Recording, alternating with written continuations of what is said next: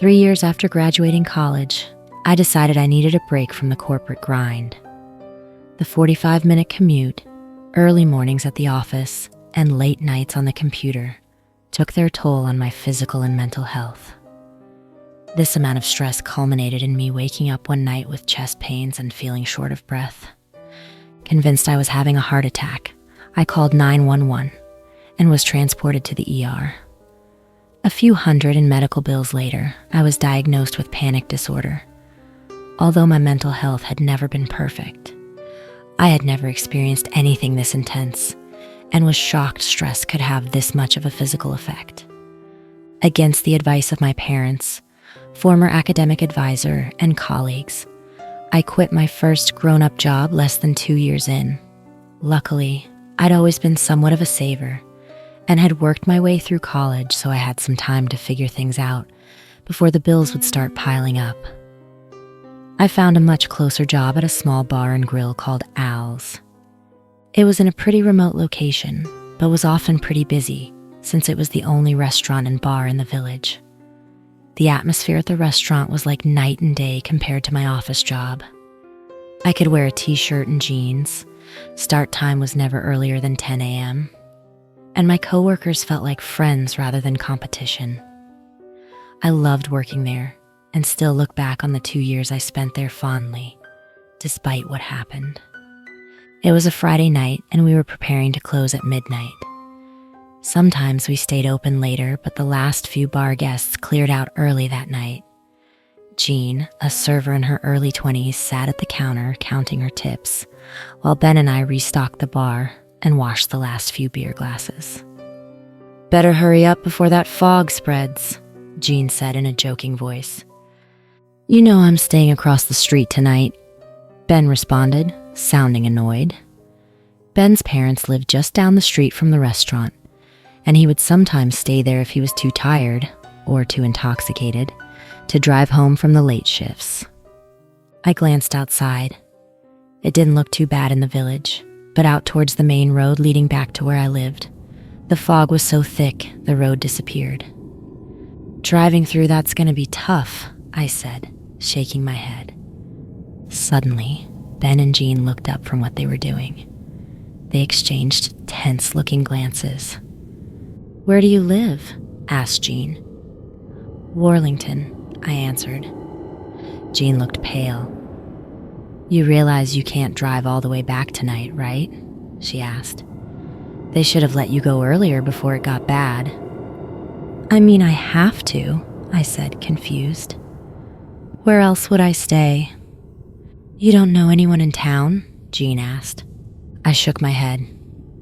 "Then you can stay with me if you need to. You can crash on the couch.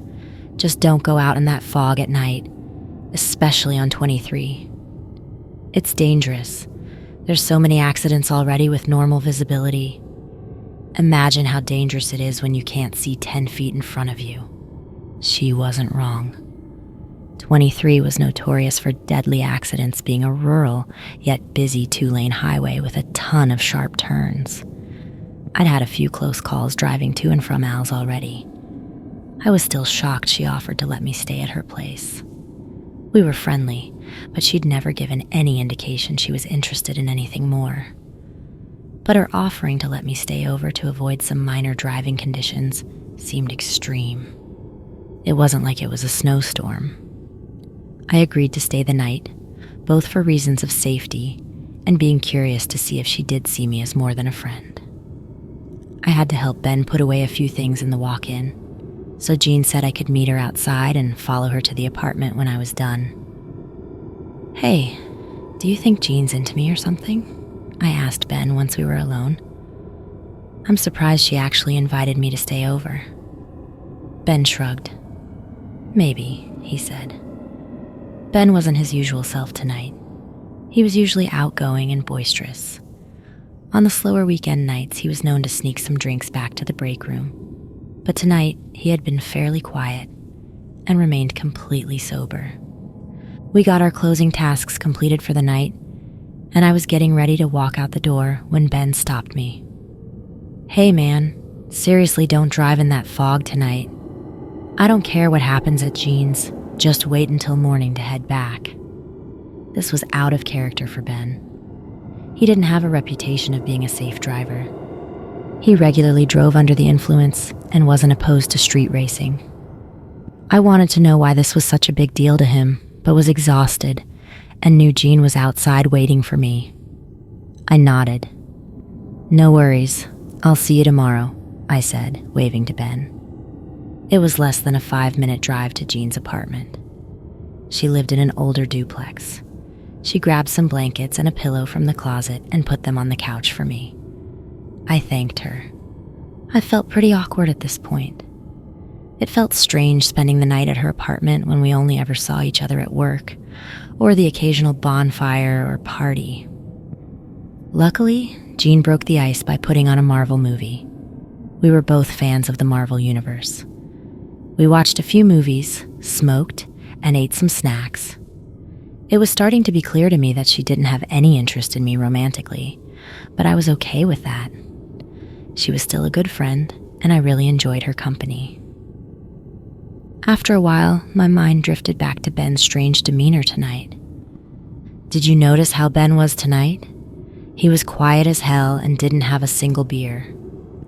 Yeah, don't worry about it. He always gets like that when it's foggy out.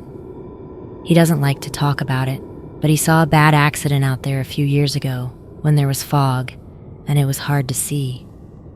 He wouldn't tell me much about it, but it must have been pretty gory. I nodded. That made sense. Jean decided to head to bed after the movie was over, and I got settled in on the couch. I was just starting to doze off when my phone rang. I jumped up and quickly silenced it. It was my roommate, David. I figured whatever he was calling about could wait until morning and tried to go back to sleep. Then I saw a text. "Call me now," it read in all caps. Annoyed, I got up and stepped out onto the porch to avoid waking Jean up. I called David back. "What's so important you need to call me at 2 a.m.? I asked. "Our freaking house got broken into," responded David. "Are you kidding me?" I asked. "No, I just called the police and they're on their way. I just got home from Jenny's and it looks like the back door was kicked in. The locks broke, the place is totally ransacked, and our TV's gone." "What about my Xbox?" I asked, nervous. "I'm sorry, man, I don't see it here," David responded. "I'm on my way," I said and quickly hung up. I quietly gathered up my things and folded up the blanket. I decided to leave quietly and text Jean in the morning to let her know what happened. I didn't see the point in waking her up, and I wasn't in the mood to be talked out of going to see what all had been stolen. I was getting angrier by the second. I hated how rampant theft was in Worlington, and was even angrier remembering how many hours I spent at a job that almost killed me to earn everything I owned. I texted David to let him know I may take longer than usual to get home, since I would have to go slow to get through the fog on 23. Once I got onto the highway and realized how thick the fog was, my rage subsided a bit. I knew I'd have to stay fully focused on driving. I was pretty tired, so I turned on the radio to help me stay alert. I drove 25 despite the 55-mile-per-hour speed limit. I couldn't see anything. This fog was the worst I'd ever seen, even worse than snow blindness. Almost every station on the radio was breaking up. The only station I could get a signal on was some folky-sounding country station. I eventually gave up and turned it off, annoyed. I started to see some light through the fog, so I slowed down a bit. I quickly realized there was a pickup truck on the side of the road with the hazard lights on. I slowed to a stop behind it and got out. There was a man who looked like he was in his 50s sitting in the driver's seat with the door open.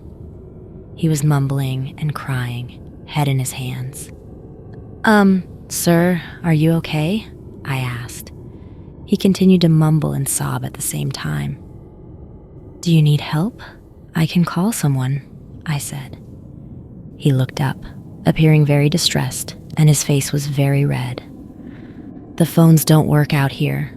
We're screwed. We're dead," he said as he began to hyperventilate. "What's going on? I can help you," I tried. "They messed with my truck. I looked away for 1 minute and my truck won't start," he stammered. "Look, man, it's okay. I'll call a tow truck for you and the police if you need me to. It'll be fine." He continued to sob and hyperventilate while I pulled out my phone and dialed 911. I tried 3 times and the call wouldn't go through because of bad service. I knew this area didn't have the best reception, so I told him I was going to walk up the road a ways to try to get service. "It's no use. It's no use," he kept repeating. I started to feel like I was a little out of my element. I didn't know how to calm down someone who was hysterical, and I had no idea how his truck was damaged since it looked fine from the outside.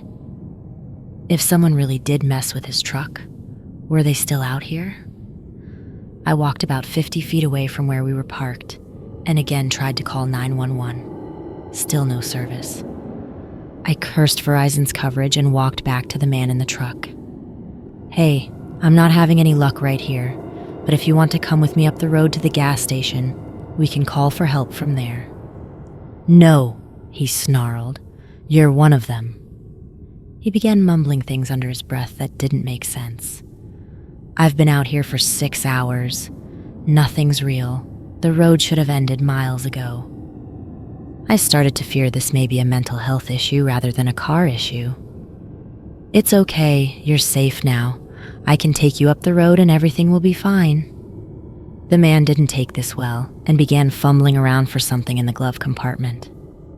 To my horror, he pulled out a shotgun. I stepped back. "I'm sorry, I wasn't trying to hurt you. It's fine, I'll go." He continued to point it at me until I was out of sight. I ran to my car, slammed the door, and peeled out of there. My heart was beating into my chest while I sped over the foggy road. When I couldn't see the truck headlights anymore, I slowed down, knowing I couldn't keep going this fast. I had trouble regulating my breathing, so I dug into my bag, trying to retrieve my anti-anxiety meds. I decided I was probably far enough away to pull over, so I did, and was luckily able to take my meds. I was sitting there, trying to get my bearings, when my phone rang. I quickly picked it up, happy to finally have service. It was Jean. "Where are you?" she asked. I could hear the concern in her voice and began to feel guilty. "I had to drive home. I'm sorry. It was an emergency," I explained. "Where are you now?" she asked. "I'm still on 23, about halfway to Worlington. I'm pulled over. I just had some weird things happen and it scared the hell out of me." "You can't be out there alone like that, Owen. It gets really dangerous in ways you don't understand. I'm coming out to get you."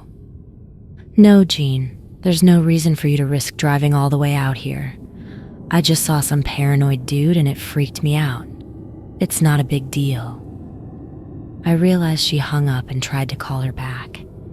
The call would not go through no matter where I moved my phone. "Damn it," I yelled, slamming my hands on the steering wheel.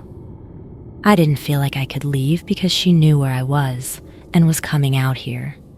But I also didn't want to sit parked on the side of a dangerous highway in the middle of a fog.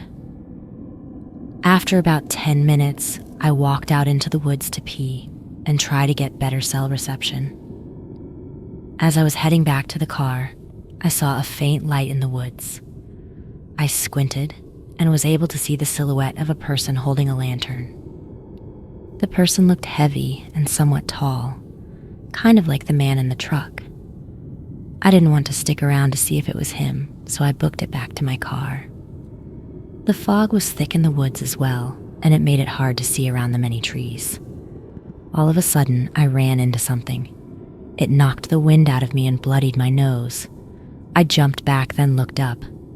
"Owen," said Jean. "Jean, are you okay?" "Yeah, but walk much," she joked. "You shouldn't have come out here. It's impossible to see, and there's some delusional dude out here with a gun. I didn't want to leave you out here alone. We need to go before the fog gets worse," she said, following me back to the car. I didn't see how it was possible for the fog to get any worse. I'd driven in fog many times over the years and had never seen anything like this. It was like trying to see through milk. "Do you want me to drive?" asked Jean.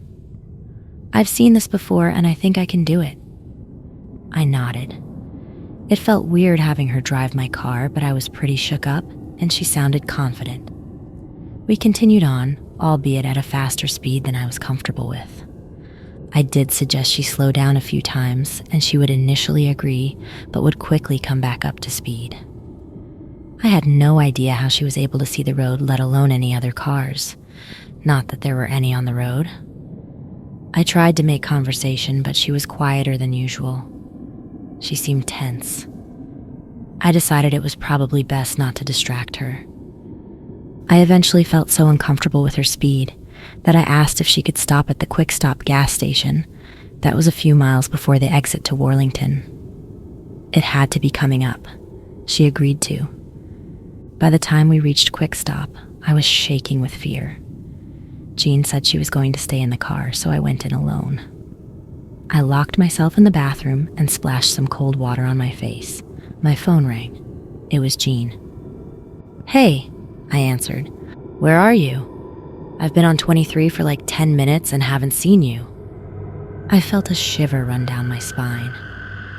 "You're outside Quick Stop waiting for me," I stammered.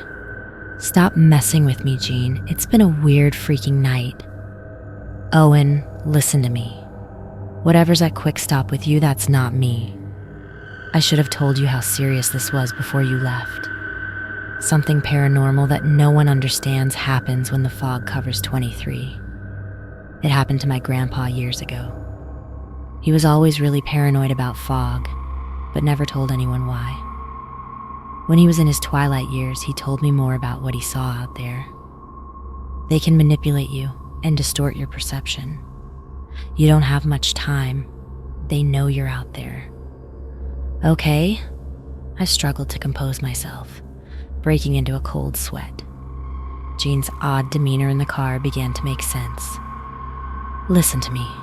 Find something to use as a weapon, and don't let them know you're onto them until you're ready."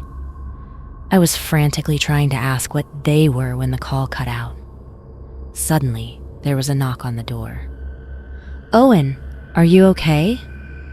I heard Jean's voice. I knew I needed to buy some time. I tried to sound as normal as possible. "I'll be out in a second. Hey, can you go look in the car and see if I have a lighter?" "Yeah, just try to hurry up so we can get out of here," she answered. I heard her walk away, and when I heard the ding of the front door close, I quietly slipped out of the bathroom. I walked around the store looking for something, anything to use as a weapon. There was no one else at the store besides it being open 24/7, not even a cashier.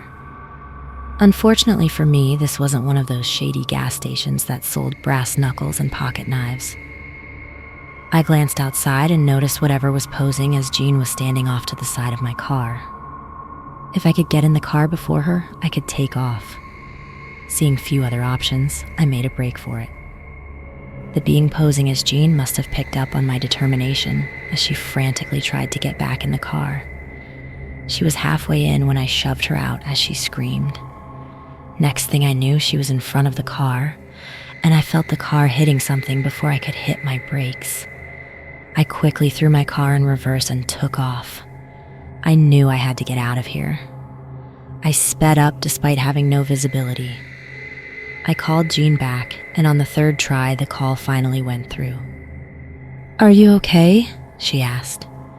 "Yeah, but what the hell is happening?" I yelled. "It's too much to explain right now. Just focus on getting out. If you're past Quick Stop, it shouldn't be much longer. Just don't trust any interaction you have on 23 tonight. They're out." "Who's they?" I demanded. "No one knows what they're called. They can shapeshift and distort things. Just get off the road as soon as you can." I continued driving at a slow but steady pace and was hopeful I would start to see the lights of Worlington ahead. However, to my horror, I noticed two blinking lights just feet away from me. I swerved to avoid hitting the car.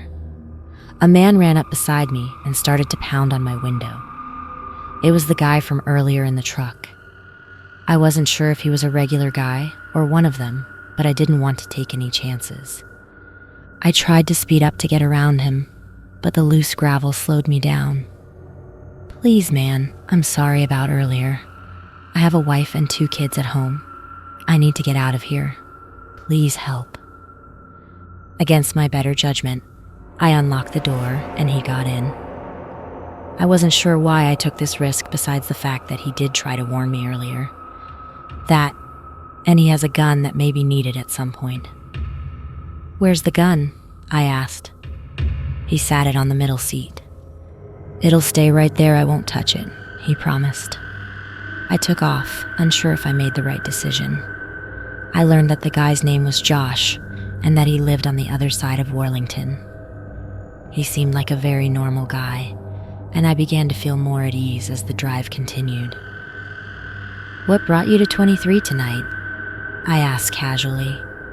He chuckled and looked out the window. This seemed strange, and I suddenly had a bad feeling. I kept a close eye on him. He glanced over, and I caught a look into his eyes. They were gray with no visible pupil. I remembered him having brown eyes when I saw him by his truck. This wasn't him. I slammed on the brakes, and at the same time, we both reached for the gun. He lunged at me in an attempt to grab it out of my hands. We struggled for a moment over the gun. I was able to grab it and pulled the trigger as he lunged at me. The shot made my ears ring. I began to panic. I had to pull him out of the car. Then I tossed the gun into the woods.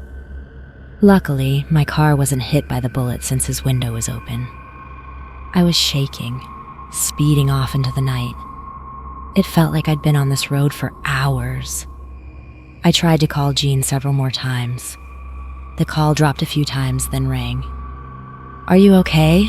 I asked frantically. "Yeah, I had to turn around. It was getting too dangerous. I'm sorry I couldn't help," Jean said through tears. "It's okay. Another one tried to get me, but I'm almost out," I told her. We stayed on the phone until Jean arrived home safely.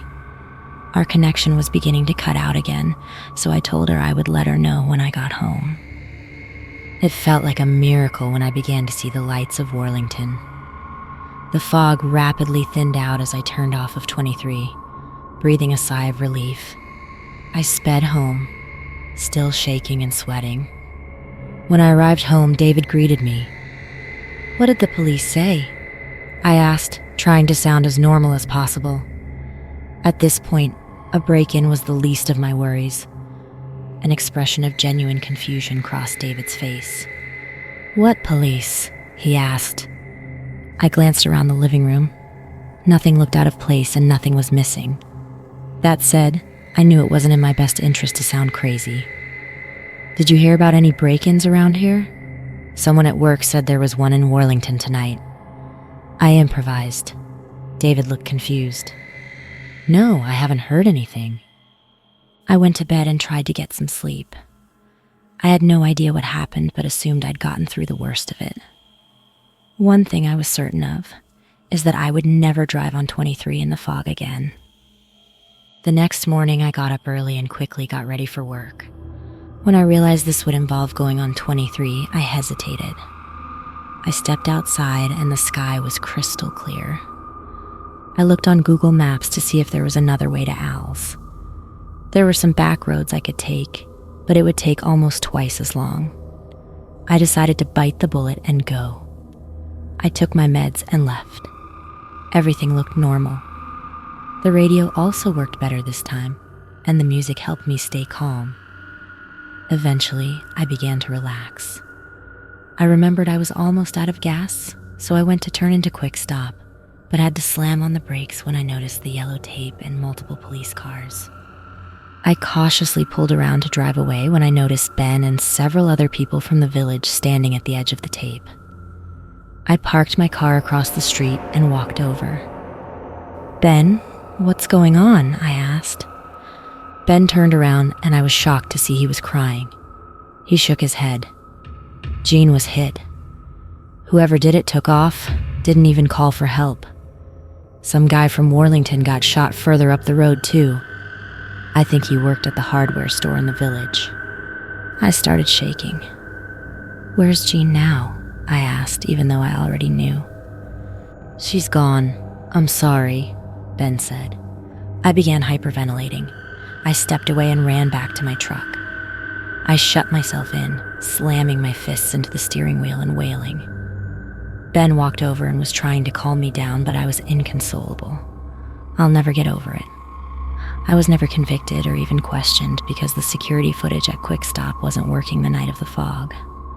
I later checked my call records and there was only one call from her that night.